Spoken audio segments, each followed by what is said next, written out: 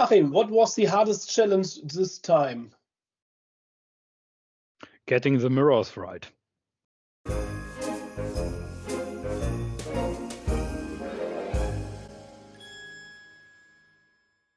Hello, here are the guys from Germany. I'm Thomas and my guest today is Achim. Hi, Achim. Hello, Thomas. Hello, world. So please explain the puzzle for today, day 16. What was the problem? Yes, the puzzle for today is named The Floor Will Be Lava. Because we are now inside the volcano and are starting up the lava production that we need to get everything else running. And we are presented with a grid, something like this, consisting of empty spaces represented by the dots, mirrors, backslashes and slashes. There's a slash. These are 2 backslashes, not 1. And splitters. The minus signs and the what was it? Pipe. The pipe character. So we got different types of signs. Exactly. Empty spaces, mirrors, and splitters. I begin with the splitters because they can. So we have a beam of light that is inserted for part 1. It comes in here at the top left corner and moves east. And the first piece it hits is a splitter. And if hit if hit that way, the beam is split up into 2. And these 2 new beams follow the axis. So one would go north and directly out of the puzzle, and one would go south. And would go down a lot of space here into the next splitter, and would then split up again into one going west, covering this field, and then being lost, and the other one would go east, going through this field, and then going through this field. And because it's now parallel with the splitter, it's not split up. It just passes as if this would be a dot into this mirror. And the mirror reflects it up, reflects it over there. It goes down again, gets split again, and so on and so forth. Achim, this sounds like a navigation problem. Did we navigate through this puzzle? Yes. However, if we split up the beam and reflect it in 2 ways, it is possible that these beams will cross each other. And that is important because if beams cross each other, they just pass through in their directions and nothing else happens. Because what we have to do for the first part is to determine how many fields in our puzzle input are covered by the beam and its reflections and splitterations and so on. Okay. And that way, this chart tries to explain it. It may happen that in some cases, a beam passes a field more than once. And this is a hit. For example, on such a mirror, it could pass could come in from the west and go down to the south, and then again come in from the east and go up to the north. Okay, I understand. That can happen. Why is this important to find these twice?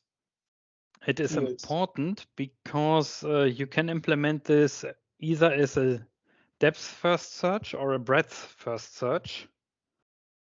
But for the ultimate result, you don't need to count. It doesn't make sense to count a field that is trespassed twice, more than once.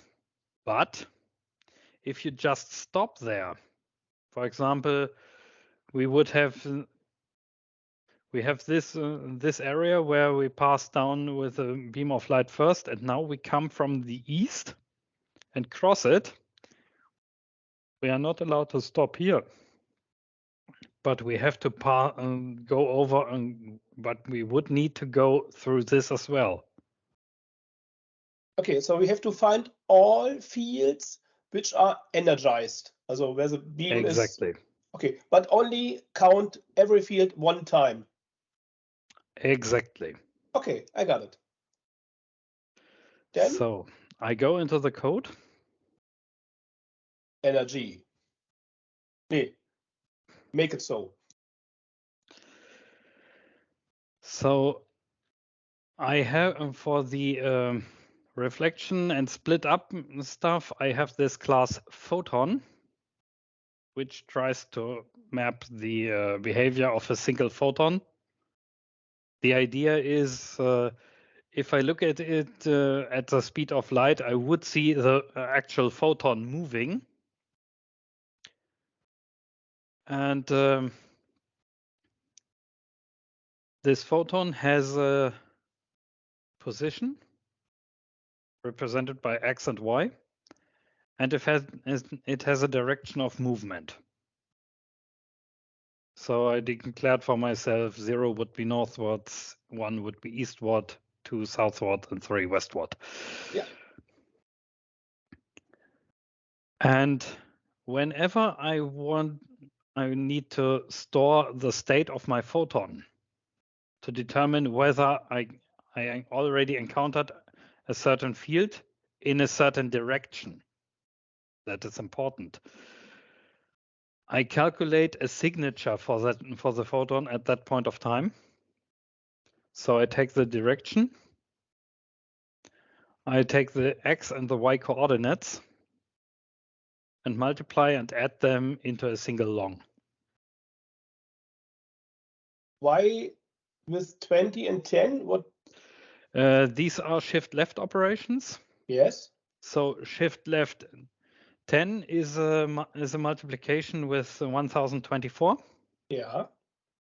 That is in regard to the puzzle data that I got. So for the test data, you can see it here. It's a 10 by 10 grid. The puzzle input is a 110 by 110 grid. So I could also have used a shift left, what is it, 7, I believe, to multiply it with 128. But I decided to use something more closely to 1000. Okay. And the same then here for the direction, shift left 20. It's a multiplication with 2 to the power of 10, so 1024 times 1024, which is 1,000,000 and something. To have a unique signature for every field. To have a unique signature for a photon passing a distinct field. Okay, I got it. So then I have the move function, and the character on which my photon is passing is provided as a parameter. And depending upon which kind of character that is, it depends what my photon is doing. So if I encounter an empty space, I just move on. I also move on if I encounter a splitter in parallel with itself, because in that case, I'm just moving through. However, if I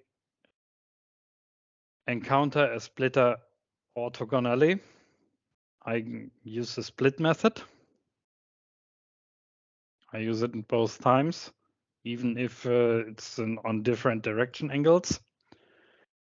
And if I encounter a slash or a backslash, I use these mirror methods. These methods itself are quite simple. Writing them down, you just need to get right in what direction you will move on. And for the split method, you need to consider that you are issuing a second photon that you also have to return. That's why these all return a list. These methods do not really contain any coverage for the case that I'm moving out of the grid and enter in a state that is completely invalid. Except this, I go onto that in part 2. Why this actually makes sense. For part 1, it's just there that my compiler doesn't complain about anything. Okay.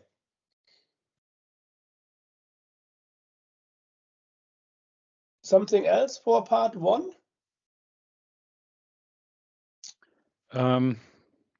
Yes, I have this method. This was originally part of the part 1 implementation, and then part 2 came up and I extracted that as a method. So I start with a photon on position 0, 0 with direction 1 going east, putting that in with all the input. And I have here a hash map with my visited locations. And for any position that I didn't visit, this and the add method of the set has a nice treat, because if it doesn't add, it returns false. And this is one of the rare cases where it's actually useful. Yeah, so that's true. If I haven't encountered this before, I look up the character of the position where I am at, and tell the photon to move into that field and do stuff. And for each iterations, I add that up in a separate list. And I take this list filter on any photon that leaves the area, so that I don't need to consider it any longer, and put that back and use the resulting items to replace the original list, and move on with my while loop until I have no active photon anymore. And when I'm done with that, I take the visited items and I effectively filter them by reducing them to the X and Y coordinates, cutting the direction off with this bitmap, reduce this to distinct items, and count them up. Okay. And then we are finished with part 1. Exactly. Okay, then what is the twist in part 2? The twist in part 2 is that you can adjust from where you insert the beam of light. So you can choose any bordering field. So the entire upper row, the entire bottom row, the first column, the last column. And you can choose the direction in which the beam of light moves, as long as it's inward. So if you're inserting from somewhere in the upper column, you can move downward. And if you insert from the left column, you can move right. So if you insert at this position, which we already did in part 1, you have actually the choice between moving east and moving south. Both are viable. Okay, I understand you got now 4 different start points every corner. No, and no. Every point on you have these are all valid start points. From and the first row. And the first column and the last column. Okay, also from the border. So the entire border frame consists of valid start positions. Okay. And you have to find a configuration that lights up a maximum of fields.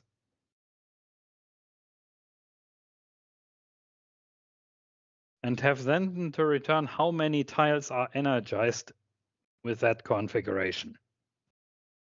Also you have to find the best start point to get the most energized tiles. Exactly.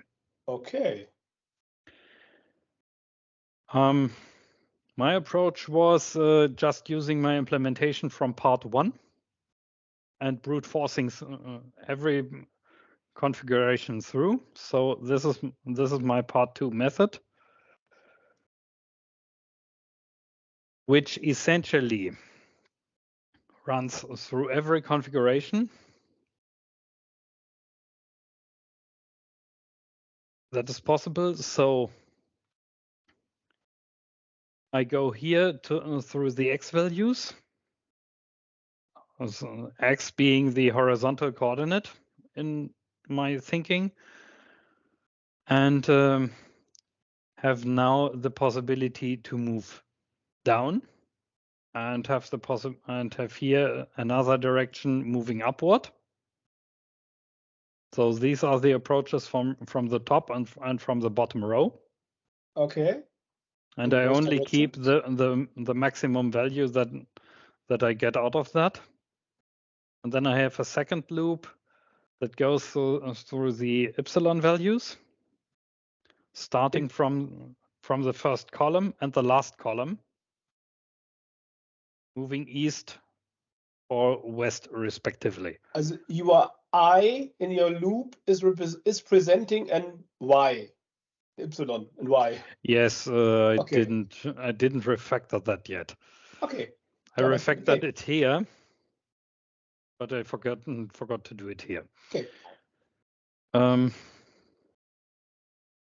Okay, nice. And after completion, I talked a little bit with Frank, and we talked about how we could accelerate that a little bit. This with the implementation from part 1 takes something like 3 seconds. I did some optimizations. So if you put around the puzzle input a frame of special characters that just tend to kill the beam of light when hit, then you don't need to check whether a photon goes out of the picture or not, because it dies there anyway.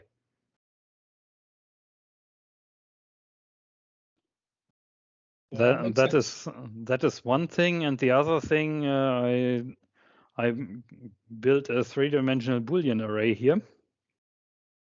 Also a suggestion from Frank, which is then in both dimensions 2 fields larger, because it also needs to cover the X frame. And have now the photons. And when going through my loop, I don't operate with a second list. I just put them back into and I pull them from the list, process them, and put them back in. I'm just looking here if I already visited them. And for calculating the position correction, for finding the character where the item is at, I have to add in here plus ones, so that this method behaves externally exactly the same as the original one. And call here the very same move method. But as you see here, I don't need to look if it drops out of the picture, because in that case, this comes in handy, because the X is none of these cases, so it falls completely through, goes here and returns an empty list. Photon is dead. Okay. Achim, what was the hardest challenge this time? Getting the mirrors right. Okay. I actually managed it to throw them up a little bit. Okay. Some last words to today's puzzle? It was nice. You like it? Yes. Good. Then I wish you luck for tomorrow. We see us tomorrow. Then bye-bye, everybody. Bye.